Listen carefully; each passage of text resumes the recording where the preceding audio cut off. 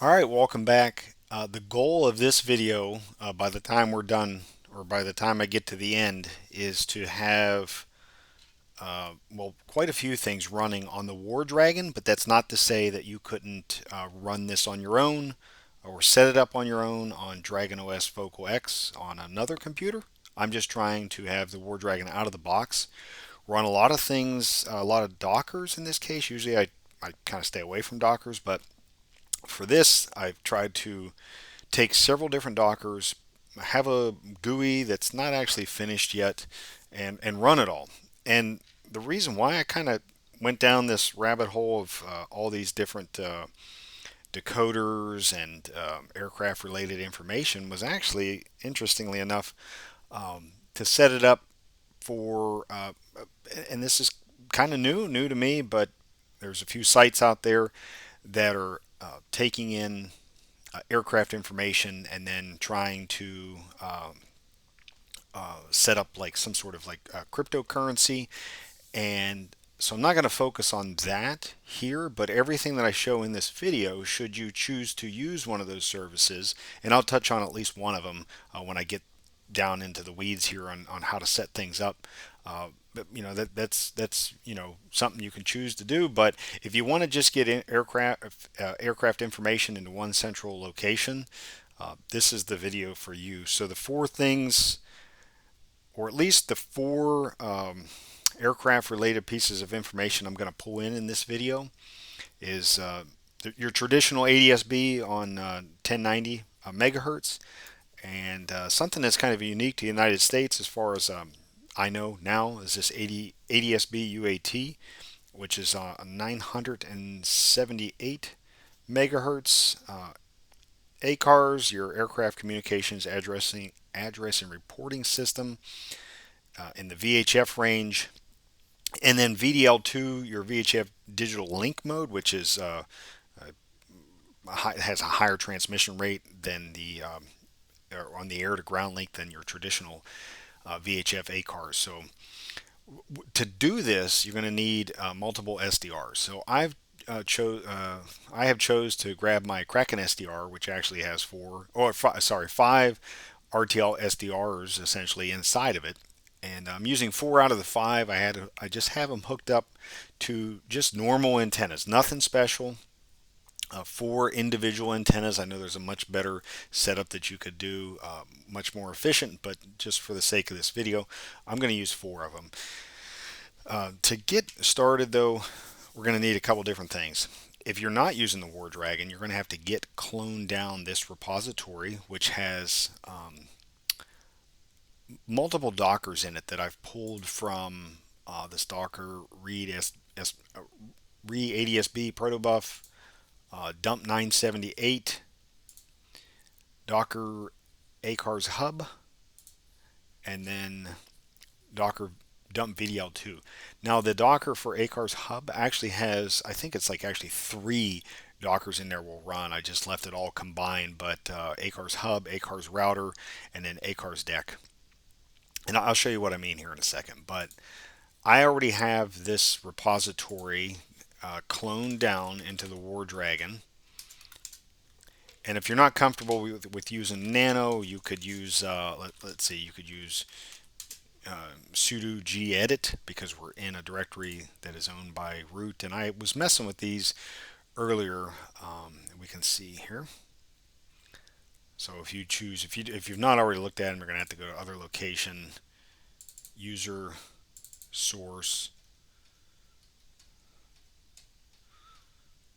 flight view GUI. And if we look at ACARS VHF, or for the Docker here anyways, there you can see where it's going to send, and this is a lot to explain here, but for the sake of this, we're going to send information to the ACARS hub, and I've already got that set up locally. Now this other address, this has to deal with that cryptocurrency I was talking about, in this case Defli, DEFLI, and so if you're wondering, that's why that is in there. You can of course remove that if you don't want to send ACARS out to there.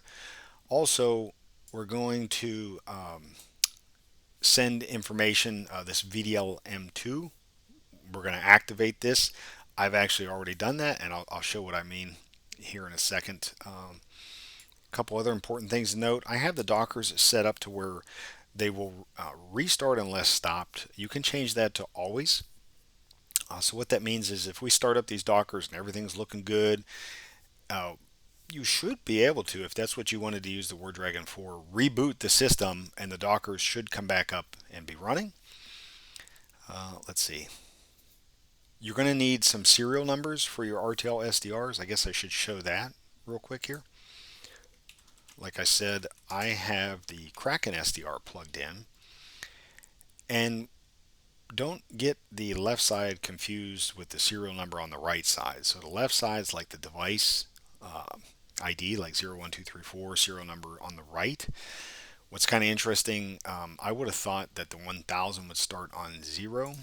So this 0 actually correlates to the number 4 position on the, let's see, I'm looking up here, channel 4 on the Kraken SDR. So I thought that was kind of strange. And then 1 correlates to the 0 position. So 0, 1, 2, 3, 4.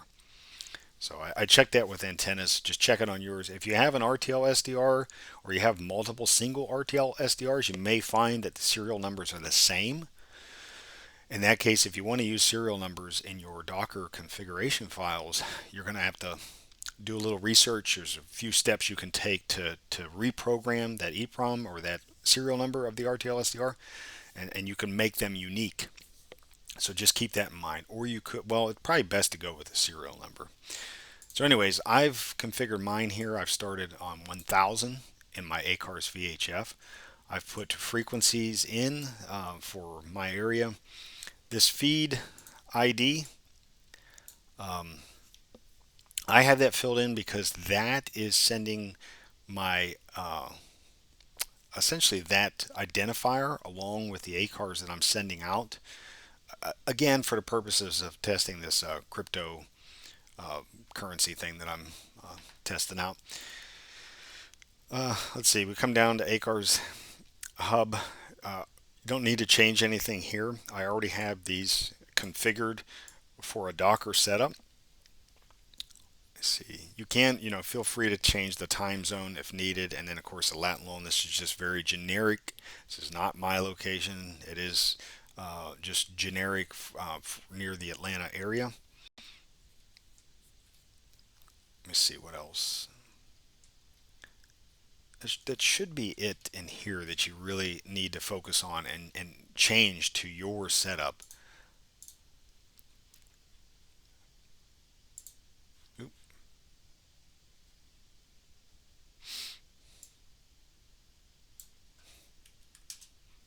See, didn't mean to close that.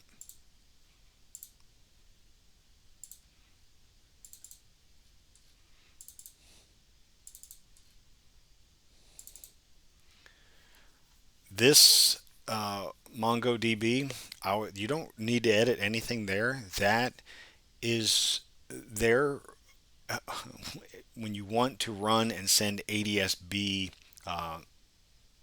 information to Defli. So I'll mention that later. But the dump 978 shouldn't be a lot you have to change other than, again, your serial number there. So this is the second, actually the number 1 position on the Kraken SDR.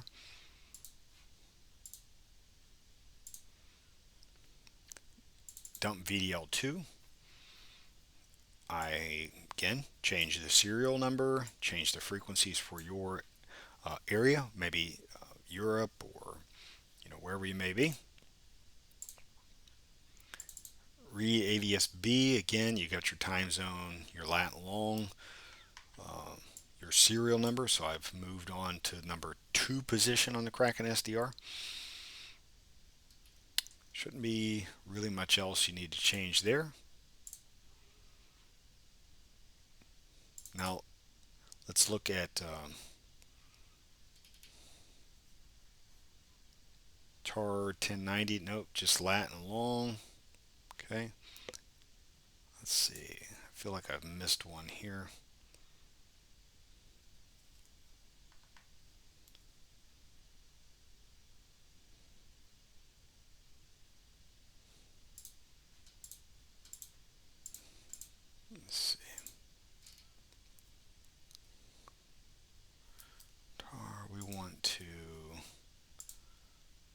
let's open up this ACARS again real quick.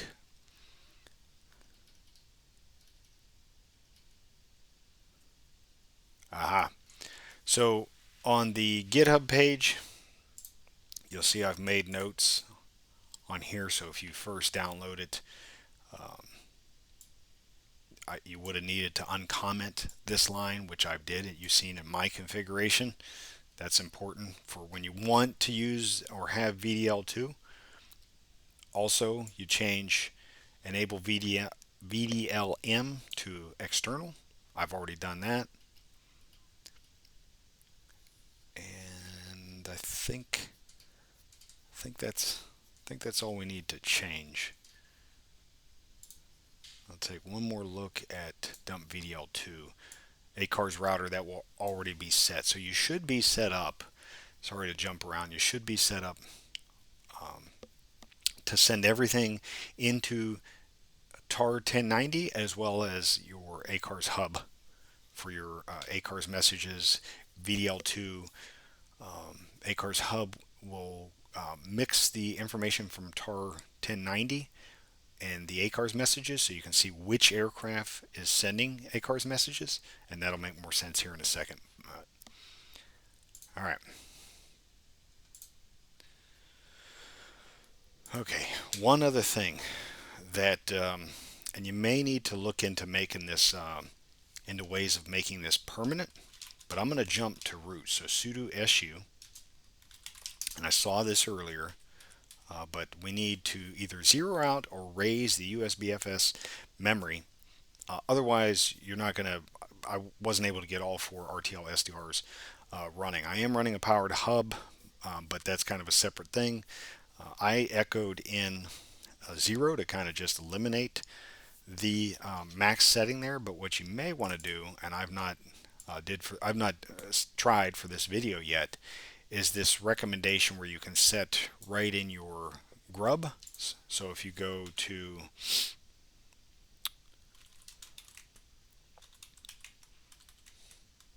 default grub, you could try in the command line Linux default here.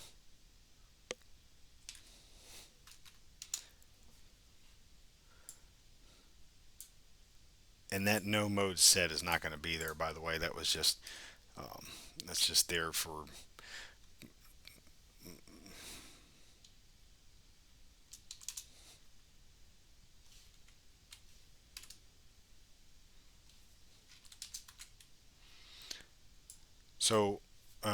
sorry, what you want to do is look at this nano etc default grub, and there's this command line Linux default where if I understand this correctly, you could probably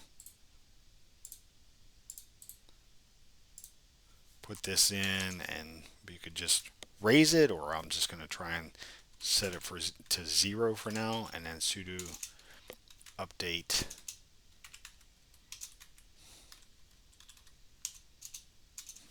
let me see, I am sudo update. So I've not actually tested this, so just something to keep in mind when you do that echo of 0 in, that's only temporary. So I'll probably leave it in the description if I get around to rebooting and making sure that that's permanent. But just keep that in mind when you're trying to use a large amount of SDRs. Now I don't have the GUI finished yet, but if we open this up with sudo, I'm actually hoping I run into some errors here so we can check this out. But I'm going to start the services that I can via the GUI here, just to show you how to start this up. You may see where you find orphan containers. You can read into that. You can clean that up if needed. But we can see, just as an example here, localhost 8078. We get our TAR1090 running. This service 2, now this is going to use one of the RTLSDRs, your READSB, and we'll get that running. And there we see we got information coming in already. Now we'll jump over to service 3, our ACARS hub. Now if you were ever to get an issue where it talked about an existing Docker already there, you may have to run like sudo docker remove and then put the container ID. You can get those by doing sudo docker. Let's see, we can see the container ID here. So far I have ACARS deck, ACARS hub, ACARS router running, Docker TAR1090 and READSB. Now, if I open up just plain local host now, you'll see that I'm already getting the ACARS VHF messages in. So that's a good sign. And then it will mix the ACARS messages with the TAR 1090 information. And it might take a second to update. But that you'll see messages. We'll leave it running and I'll come back to this. Let's see. So the remaining parts, which I don't have built in yet, will require us to just manually, let's see, so if we go into user source and we go flight view and we do a sudo docker compose f, and let's do the dump VDL2 and we'll bring it up, and you can do a dash D to detach. It's always good to probably run it once just to make sure there's no issues, because you'll see if there is, but I'm pretty confident that it will be fine. So now that started the VDL2, and that will hopefully we will start to see under system status, we'll start to see VDL2. Now keep in mind, you don't want to, if you're not going to run VDL2, you don't want to uncomment those lines in the ACARS Docker. Otherwise, it'll show red here because there'll be no VDL-M2 messages coming in. Oh, there we go. So VDL-M2 already coming in. And we can see that there's messages associated to the aircraft that are sending them. So that's good. Let me see what else. The last thing we want to do is sudo docker compose, and we'll bring up the -f docker compose dump 978, and I'll push that to the background too because I've already checked and made sure that that works. Up. Okay. All right, so let's see, which one am I wanting to see here? 978. And each one of these pages, I'll put a link in the description so you can read more about the fine tuning that you can do. But we're going to go.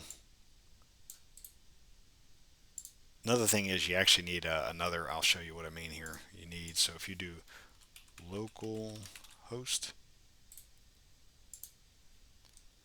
put a slash at the end. Oops. Otherwise it'll go page not found.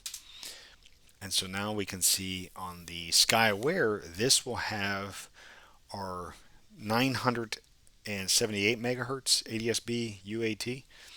It'll show it here, but it will also be integrated into, because I'm trying to get everything over to TAR 1090.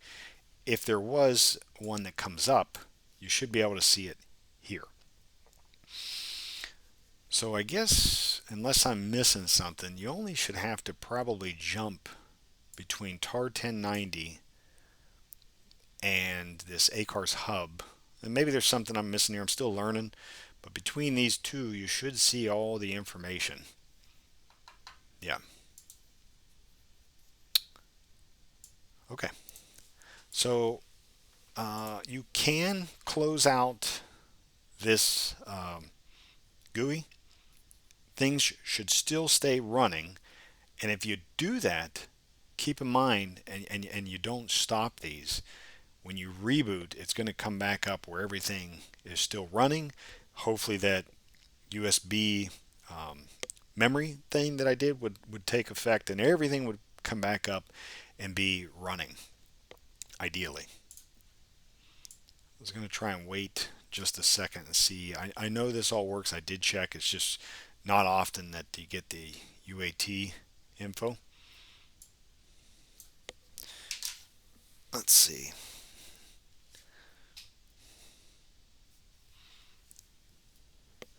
Okay.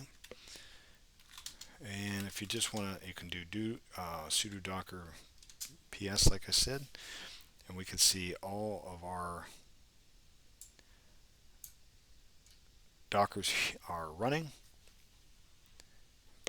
I feel like I've hit everything. I know that was kind of quick going through here. I'm mainly focused on the integration of everything, and you know, try and come back and do some documentation. Now this definitely isn't the only way. It might not even be the most recommended way to set all this up, but for the purposes of what I was researching, this seemed to make the most sense. You could always look up the Bald Geek VDL2, for example, and find a great resource here that takes a slightly different approach to some of the things in the way that they're set up. But it's still very interesting to read, and if you want to learn more about what all this information is, I would highly suggest looking over the Ball Geeks site. All right, with that, I'll wait just a second more, see if we get any more information. Other than that, more than happy to take suggestions from people on the close this out. More than happy to take suggestions on the GUI. What makes sense? Does it not make sense? What needs to be added? Ideally, I would have everything. Oh, I know. Sorry. If you hung out this long, one more thing. If you were trying to push your ADSB information to Defli, user source, forgot one thing, so you don't have to run mess up your the host and have some service running on the host. You could just do sudo docker f, or sorry, compose -f docker, let me see, Defli up, and we'll do -d,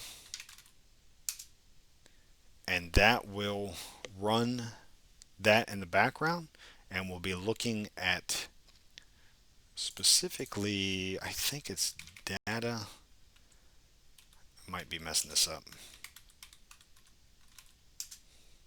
Yeah, it'll pull from here all the JSON data and send that over into MongoDB.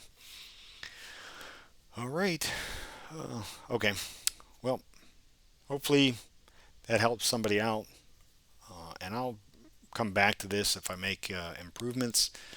I just wanted to kind of document things so far and share it with people so that they can get their systems up and run. And if you have questions, just ask down in the comment section, and I'll try and get some documentation, better documentation on the GitHub page where the GUI is, that hopefully will help with the setup. And then you also have the resources of each individual Docker that has really good information for additional settings if you wanted to change in the Docker configuration files for each.